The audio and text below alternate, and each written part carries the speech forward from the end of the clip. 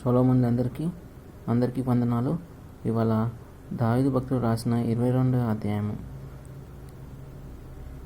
దావీదు భక్తుడు దేవుణ్ణి ఆరాధిస్తూ రాసిన కీర్తన.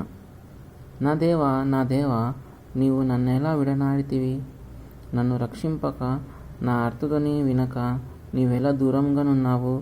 నా దేవా, పగలు నేను మొరపెట్టుచున్నాను, రాత్రి వేళను నేను మౌనంగా నుండుటలేదు. అయినను నీవు నాకుత్తరమియ్యకున్నావు. నీవు ఇశ్రాయేలు చేయు స్తోత్రముల మీద ఆసీనుడవై ఉన్నావు. మా పితరులు నీ యందు నమ్మిక ఉంచిరి. వారు నీ యందు నమ్మిక ఉంచగా నీవు వారిని రక్షించితివి. వారు నీకు మొరపెట్టి విడుదల నొందిరి. నీ యందు నమ్మిక ఉంచి సిగ్గుపడకపోయిరి. నేను నరుడను కాను, నేను పురుగును, నరుల చేత నిందింపబడిన వాడను, ప్రజల చేత తృణీకరింపబడిన వాడను. నన్ను చూచు వారందరూ పెదవులు విరిచి తల ఆడించుచు నన్ను అపహాసించుచున్నారు. యెహోవా మీద నీ భారము మోపుము, ఆయన వానిని విడిపించునేమో. వాడు ఆయనకు ఇష్టుడు గదా, ఆయన వానిని తప్పించునేమో అందురు. గర్భము నుండి నన్ను తీసిన వాడవు నీవే గదా. నేను నా తల్లి యొద్ద స్తన్యపానము చేయుచుండగా నీవే గదా నాకు నమ్మిక పుట్టించితివి. గర్భవాసినైన మొదలుకొని నాకు ఆధారము నీవే. నా తల్లి నన్ను కన్నది మొదలుకొని నా దేవుడవు నీవే. శ్రమ వచ్చినయున్నది, సహాయము చేయువాడెవడును లేడు. నాకు దూరంగా నుండకము. వృషభములు అనేకములు నన్ను చుట్టుకొని ఉన్నవి. బాషాను దేశపు బలమైన వృక్షములు నన్ను ఆవరించి ఉన్నవి. చీల్చును గర్జించుచునుండు సింహము వలె వారు నోర్లు తెరచుచున్నారు. నేను నీళ్ళ వలె పారబోయబడి ఉన్నాను. నా ఎముకలన్నీ స్థానము తప్పి ఉన్నవి. నా హృదయము నా అంతరంగమందు మైనము వలె కరిగి ఉన్నది. నా బలము ఎండిపోయి చెల్లపెంకు వలె ఆయను. నా నాలుక నా దవడను అంటుకొని ఉన్నది. నీవు నన్ను ప్రేతల భూమిలో పడవేసి ఉన్నావు. కుక్కలు నన్ను చుట్టుకొని ఉన్నవి. దుర్మార్గులు గుంపు కూడి నన్ను ఆవరించి ఉన్నారు. వారు నా చేతులను నా పాదములను పొడిచి ఉన్నారు. నా ఎముకలని నేను లెక్కింపగలను. వారు నిదానించుచు నన్ను తెరిచూచుచున్నారు. నా వస్త్రములు వారు పంచుకొనుచున్నారు. నా అంగి కొరకు చీట్లు వేయుచున్నారు. యెహోవా, దూరముగా నుండకుము. నా బలమా, త్వరపడి నాకు సహాయము చేయము. ఖడ్గము నుండి నా ప్రాణమును, కుక్కల బలము నుండి నా ప్రాణమును తప్పింపుము. సింహపు నోట నుండి నన్ను రక్షింపుము. గురుపోతుల కొమ్ముల నుండి నన్ను రక్షించి నాకుత్తరమిచ్చి ఉన్నావు. నీ నామమును నా సోదరులకు ప్రచురపరచెదను. సమాజ మధ్యమును నిన్ను స్తుతించెదను. యెహోవా యందు భయభక్తులు గలవారలారా, ఆయనను స్తుతించుడి. యాకోబు వంశస్థులారా, మీరందరూ ఆయనను ఘనపరచుడి. ఇశ్రాయేలు వంశస్థులారా, మీరందరూ ఆయనకు భయపడుడి. ఆయన బాధపడు వాని బాధను తృణీకరింపలేదు. దాన్ని చూచి ఆయన అసహ్యపడలేదు. అతనికి తన ముఖమును దాచలేదు. వాడు ఆయనను మొరపెట్టగా ఆయన ఆలకించెను. మహాసమాజంలో నిన్ను గూర్చి నేను కీర్తన పాడెదను. ఆయన యందు భయభక్తులు గల వారి ఎదుట నా మొక్కుబడులు చెల్లించెదను. దీనులు భోజనము చేసి తృప్తి పొందెదరు. యెహోవాను వెదుకువారు ఆయనను స్తుతించెదరు. మీ హృదయములు తెప్పరిల్లు నిత్యము బ్రతుకును. బూదిగంతములు నివాసులందరూ జ్ఞాపకం చేసుకును యెహోవా తట్టు తిరిగెదరు. అన్ని జనులు వంశస్థులందరూ నీ సన్నిధిని నమస్కారం చేసెదరు. రాజ్యము యెహోవాదే, అన్ని జనులలో ఏలువాడు ఆయనే. భూమి మీద వర్ధిల్లుచున్న వారందరూ ఆయన పాదములను పుచ్చుకొనుచు నమస్కారం చేసెదరు. తమ ప్రాణము కాపాడుకొనలేక మట్టి పాలగు వారందరూ ఆయన సన్నిధి మోకరించెదరు. ఒక సంతతి వారు ఆయనను సేవించెదరు. రాబో తరమునకు ప్రభువును గూర్చి వివరింతురు. వారు వచ్చి ఆయన దీని చేసినని పుట్టబోవు ప్రజలకు తెలియజేతురు. ఆయన నీతిని వారికి ప్రచురపరుతురు. ఈ అధ్యాయంలో దావీదు భక్తుడు ఈ గీతము అయార్తెస్ షహారు అను రాగం మీద పాడదగిన దావీదు కీర్తన. ఇక్కడ ఈ అధ్యాయంలో ఏం గుర్తు చేస్తున్నానంటే మానవాళిపై రక్షకుని ప్రేమను గుర్తు చేస్తుంది. ఈ అధ్యాయంలో రక్షకుని ఆవేదనను తెలియజేస్తుంది. మొదటి వచనంలో మనం చూసినట్లయితే, నా దేవా నా దేవా, నీవు నన్ను ఎలా విడనాడితివి, నన్ను రక్షింపక, నా అర్థదని వినక నీవెలా దూరంగా నున్నావు అంటున్నాడు భక్తుడు. ఈ అధ్యాయం దేవుడు 100% దేవుడు అలాగే యేసు ప్రభువుని గురించి తెలియజేస్తుంది. జరగవలసిన మెస్సియాను గురించిన ఆయన ప్రవచనాలు నెరవేర్చడానికి ఆయన సూచనలు ప్రవచిస్తున్నాయి. మనం నూతన నిబంధనలు కూడా చూసినట్లయితే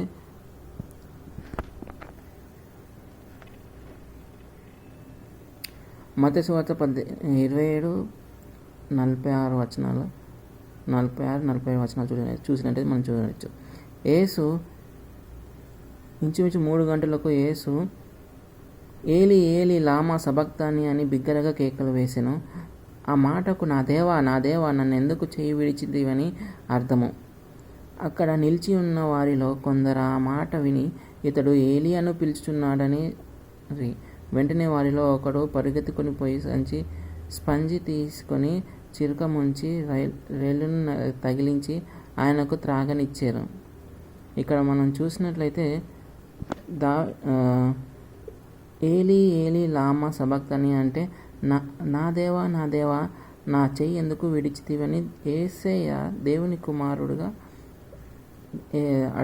తండ్రిని అడుగుతున్నాడు. ఇది నా రక్తము అనగా పాప క్షమాపణ నిమిత్తము అనేకుల కొరకు చిందింపబడుచున్న నిబంధన రక్తము. అంటే సిలువ పైన దేవుడు ఉన్నప్పుడు, యేసయ్య ఉన్నప్పుడు 4వ మాట పలుకుతున్నాడు, నా దేవా నా దేవా, నా చెయ్యి ఎందుకు విడిచితివి అని. దేవుడు మెస్సయ్య గురించి రాయబడిన ప్రవచింపబడిన అవి కూడా నెరవేర్చబడ్డాయి కొత్త నిబంధనలో. అలాగే యేసయ్య మన అందరి కోసం తన ప్రాణాన్ని అర్పించాడు.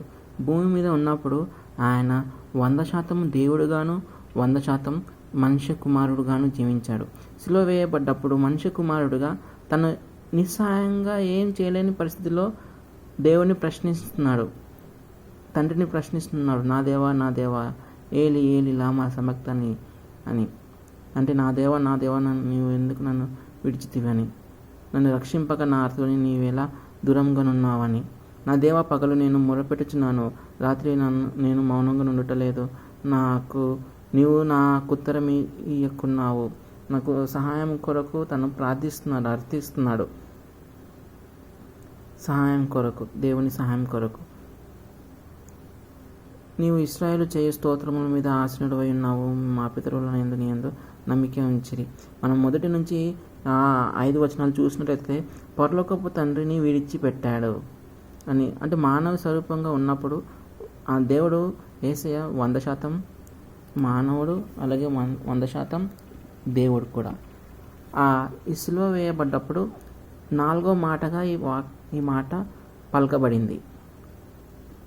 అప్పుడు తను అనుభవాన్ని చెప్తున్నాడు. ప్రజలు తృణీకరించారు, అప్పుడు పాలకులు పొడిచారు. అలాగే ఆ సమయంలో అందరూ విడిచిపెట్టబడ్డారు, అందరూ విసర్జించారు. అందరూ విసర్జించినప్పటికీ కూడా అందరి చేత విరిచివేయబడ్డాడు. ఈ అధ్యాయంలో ఇవన్నీ కూడా మనం ధ్యానించవచ్చు. 1 నుండి 5 వచనాలు తండ్రిని విడిచిపెట్టాలని ప్రశ్నించి నిస్సహాయంగా ఉన్నాడు. అలాగే ప్రజలు తృణీకరించారు. 6 నుండి 16-11 వచనాలు చూసినట్లయితే మనం ప్రజలు అతన్ని తృణీకరించారు. ఎందుకంటే నేను పురుగును, నేను నరుల చేత నేను నిందింపబడ్డాను, ప్రజల చేత తృణీకరింపబడ్డానని దేవుడి దగ్గర నిస్సాయంగా ఉండిపోయాడు. అలాగే దావీదు భక్తుడిని కూడా ఇక్కడ మనం చూడవచ్చు. ఇద్దరు కూడా ఇక్కడ దావీదు భక్తుడు నిస్సాయంగా ఉండిపోయాడు, ప్రజల చేత తృణీకరించబడ్డాడు. అలాగే యేసయ్య కూడా నిస్సాయంగా ప్రజల చేత నిందించబడి, ప్రజల చేత తృణీకరించబడ్డారు. అందుకే అప్పుడు అంటున్నాడు, యెహోవా మీద నీ భారము మోపము అని, ఆయన వానిని విమోచించునేమో అని తప్పించునేమో అని ప్రార్థిస్తున్నాడు దావీదు భక్తుడు. అలాగే యేసయ్యను కూడా శిక్షించినప్పుడు ప్రజలు అనుకుంటారు, ఈయన ఏలీని పిలుస్తున్నాడేమో, ఇప్పుడు వచ్చి రక్షిస్తాడేమో అని ప్రజలు కూడా చూస్తూ ఉండి వేచి చూచారు.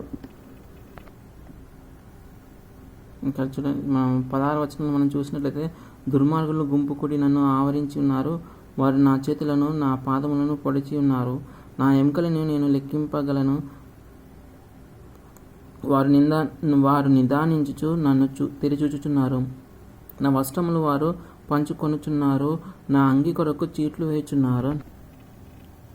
ఇక్కడ మనం మార్కు సువార్తలో 16-15 వచనంలో చూసినట్లయితే, వారు ఆయనను సిలువ వేసి ఆయన వస్త్రముల భాగమును ఎవనికి రావాలనో చీట్లు వేసి వాటిని పంచుకొనిరి అంటున్నారు. అంటే ఆయన వస్త్రం ఎవరికి వచ్చేదో, ఎవరిలో వాళ్ళు ఉన్న వాటిలో ఒకరికి దక్కుతుంది. ఆ ఎవరికి దక్కాలో అన్నది వాళ్ళు చీట్లు వేసి ఆయన వస్త్రాన్ని పంచుకుంటున్నారు. లోకంలో చాలామంది దేవుళ్ళు, దేవతలు, అవతార పురుషులుగా పిలువబడుతున్నారు. మనుషులందరూ కూడా మాకు చెందినవారు అని చెప్పు హక్కు బహుశా వారికి ఉందేమో అని, కానీ అసలు సిసలైన ఆధారము మాత్రము వారికి లేదు. కానీ ఎవరైనా యేసుక్రీస్తుని చూసి, అయ్యా ఎందుకని ప్రజలు నిన్ను నమ్మాలి, ఎందుకని ప్రజలు నిన్ను ఆరాధించాలి, ఎందుకని నిన్ను ప్రేమించాలి, ఎందుకని నీకే అంకితం అవ్వాలి, ఏమిటయ్యా నీ దగ్గరున్న ఆధారము అని ప్రశ్నిస్తే, యేసుక్రీస్తు నీ కోసం, నా కోసం, ప్రజలందరి కోసం నలగగొట్టబడిన తన శరీరమును, ముళ్ళ కిరీటంతో రక్తమాయమైన తన శరీరమును, మేకులతో గాయముల పాలైన తన చేతులను, శిలలు కొట్టబడిన తన కాళ్ళను చూపించి చెప్పగలడు, మీ మీద ఉన్న నా ప్రేమకు నిదర్శనము అని ఇదే అని.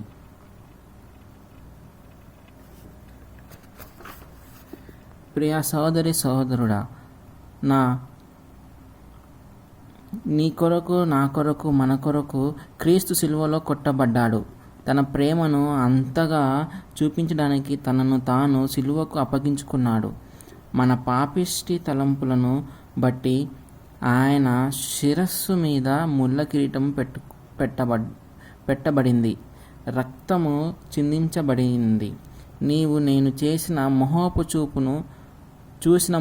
చూపును బట్టి ఆయన ముఖమును మీద ఉమ్మివేయబడింది. దేహముతో చేసిన నీచమైన కార్యమును బట్టి వాస్తవముగా మన దేహము శిక్షించబడాలి, కానీ తన దేహాన్ని భయంకరమైన శిక్షకు అప్పగించుకున్నాడు.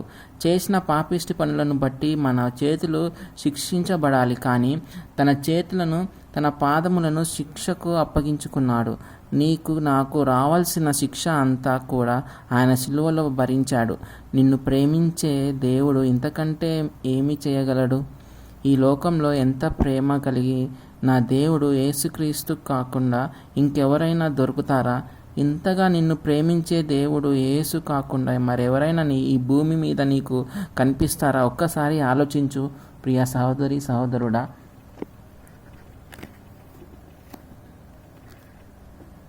వారు ఆయన సిలువ వేసి ఆయన వస్త్రములో భాగము ఎవనికి రావాలనో చీట్లు వేసి వాటిని పంచుకొనిరి. మార్కు సువార్తలో మనం ఇందాక చూసాం. ఆయనకున్నటువంటి వస్త్రాన్ని తీసివేసి అర్ధనగ్నంగా సిలువ మీద వేలాడదీసి, అంతమంది సైనికులలో ఆ వస్త్రము ఎవరికి వస్తుందని అనిపించిన చీట్లు వేశారట. ప్రియ సోదరుడు, వింటున్న సోదరుడా, ఈరోజు యేసుక్రీస్తు వస్త్రహీనుడుగా సిలువ మీద వేలాడిన కారణము పాపంతోనూ అపరాధముతోనూ నగ్నముగా తయారైన మనలను, నీతి మాలిన జీవితాన్ని జీవిస్తున్న మనలను నీతి వస్త్రములతో కప్పటానికే ఆయన తన వస్త్రములను పోగొట్టుకున్నాడు. ఆనాడు తను పోగొట్టుకున్న తన వస్త్రము సైనికులలో ఒక్కడికే చీటి ద్వారా చెందుతుంది. కానీ ఈనాడు తాను ఇవ్వాలనుకుంటున్న నీతి వస్త్రము చీటీ ద్వారా ఇవ్వడం లేదు, కానీ ఉచితంగా ప్రతి ఒక్కరికి ఇవ్వడానికి సిద్ధంగా ఉన్నాడు.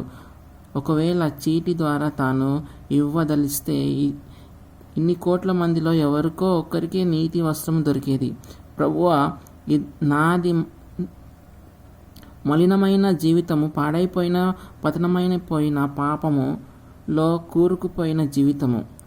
ఈ జీవితము వలన నాకు నా ఇంటి వారికి సుఖము, సంతోషము, సమాధానము లేదు. ఆ నీతి వస్త్రము నేను పొందుకోవాలని ఆశపడుతున్నాను అని ఆయనను అడిగితే చాలు. ఉచితంగా నీకు నాకు ఇవ్వడానికి సిద్ధంగా ఉన్నాడు. అడగడానికి నీవు సిద్ధమేనా?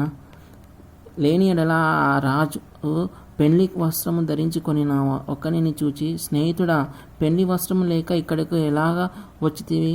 ఇతనికి అగ్నిలో పడవేయుడి అని మత్తయి సువార్తలో రాయబడి ఉంది అని శాసించెను. పెళ్లి వస్త్రము అనగా గొర్రెపిల్ల వివాహ మహోత్సవ వస్త్రము అనగా రక్షణ వస్త్రము. అది ధరించని ప్రతివాడు నరకంలో త్రోయబడుదురు కదా. మరి నీకు మీ సంగతి ఏమిటి? ఈరోజు నీవు కూడా నీతి వస్త్రం ధరించినట్లయితే, రక్షణ వస్త్రము, నీకు కూడా మోక్షానికి వెళ్ళే అర్హతను సాధించగలుగుతావు. అలాగే మనం చివరిలో చూసినట్లయితే ఈ వచనాలలో రాజ్యము యెహోవాదే, అన్ని జనులలో ఏలువాడు ఆయనే. మనం ఇక్కడ 26వ వచనంలో చూసినట్లయితే దీనులు భోజనం చేసి తృప్తి పొందుతారు. యేసయ్య ప్రసంగం చేసేటప్పుడు మీరు ఏదైనా ఆహారం ఉందని అడిగినప్పుడు చిన్న బాలుడు తెస్తాడు. 5 రొట్టెలు 2 చేపలు 5,000 మందికి పంచిపెట్టాడు, తండ్రిని ప్రార్థించి ఆశ్రయించబడ్డప్పుడు. అలాగే ఆయనను వెదుకువారు ఆయనను స్తుతించెదరు, మీ హృదయం తెప్పరిల్లి నిత్యము బ్రతుకుదురు. మనం అందరం కూడా ఆయన చెంత చేరినట్లయితే నిత్యం బ్రతుకున్నట్లు ఆయన మన హృదయాలను తెప్పరిల్ల చేస్తాడు. అలాగే మనకి ఇక్కడ భూమి మీద వర్ధిల్చున్న వారందరూ అన్నపానంలో పుచ్చుకొని నమస్కారం చేసేదారు. తమ ప్రాణములు కాపాడుకొనలేక మట్టిపాలగు వారందరూ ఆయన సన్నిధికి మోకరించుతారు. అందరూ కూడా ఆయన సన్నిధికి వచ్చి మోకరించవలసిందే. ఎందుకంటే ఆయనే కదా నిజమైన దేవుడు, రాజులకు రాజే ఉన్నవాడు. ఈ సువార్త, సత్య సువార్త అందరికీ, ప్రతి వారికి పంచమని, అందరికీ తెలియజేయమని దేవుడు వాక్యం తెలియజేస్తుంది. ఇక్కడ ఒక సంతతి వారు ఆయనను సేవించుదరు, రాబో తరమునకు ప్రభువును గూర్చి వివరింతురు. వారు వచ్చి ఆయన దీని చేసినని పుట్టబో ప్రజలకు తెలియజేతురు. అందరికీ తెలియజేయాల్సిన ఈ నీతి సువార్త, సత్య సువార్త, ఆయన నీతిని వారికి ప్రచురించాలి. మన బిడ్డలకి ఇంకా తెలియని వారికి అందరికీ కూడా ఈ సత్య సువార్త మన అందరి కోసం ఆయన ప్రాణం ఇచ్చాడు. మనం ఈ అధ్యాయంలో మనం తెలుసుకునేది ఏంటంటే ఆయన రక్షకునిగా ఆవేదనగా తెలియజేశారు. అలాగే రక్షకుని ఆక్రందన తెలియజేశాడు. అలాగే రక్షకుని ఆర్దన తెలియజేశాడు. పరలోకం తండ్రిని విడిచిపెట్టాడు. అలాగే ప్రజలు తృణీకరించారు. పాలకులు పొడిచారు. అయినప్పటికీ విడిచివేయబడ్డాడు, విసర్జించబడ్డాడు, విడిచివేయబడ్డాడు. కానీ సహాయం కొరకు, సమాధానం కొరకు ఎదురు చూశారు.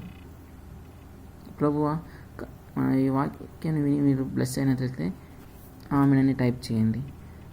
కళ్ళు మూసుకునైతే ప్రార్థించుకుందాం. మహోన్నత పరిశుద్ధులైన దేవ, నీ నామానికి మహిమ చెల్లించుకుంటున్నాం. ఈ విన్న వాక్యం తండ్రి మా హృదయాలలో ముద్రింపచేసి మా కోసం తండ్రి నన్ను కాచిన రక్తం ద్వారా తండ్రి నీ నీతి వస్త్రం మేము ధరించబడి తండ్రి పెళ్లి కుమారుల వరే తండ్రి నీ నీతి వస్త్రం మేము ధరించుకునేలాగున, మేము సంపాదించుకునేలాగున నీ కృపను మాకు ప్రోత్సహింపచేసి నడిపించి వేడుకుంటున్నాం ప్రభావ. ఇవి ప్రతి బిడ్డలను దర్శించి తండ్రి వారి హృదయాల్లో నీ కార్యాలు, నీ రక్షణ కార్యం జరిగించి నడిపించమని వేడుకుంటూ నజరేయుడైన తండ్రి యేసు దివ్య నామములో అడిగి వేడుకుంటున్నాం మా తండ్రి. ఆమెన్. అందరికీ వందనాలు. షాలోమ్.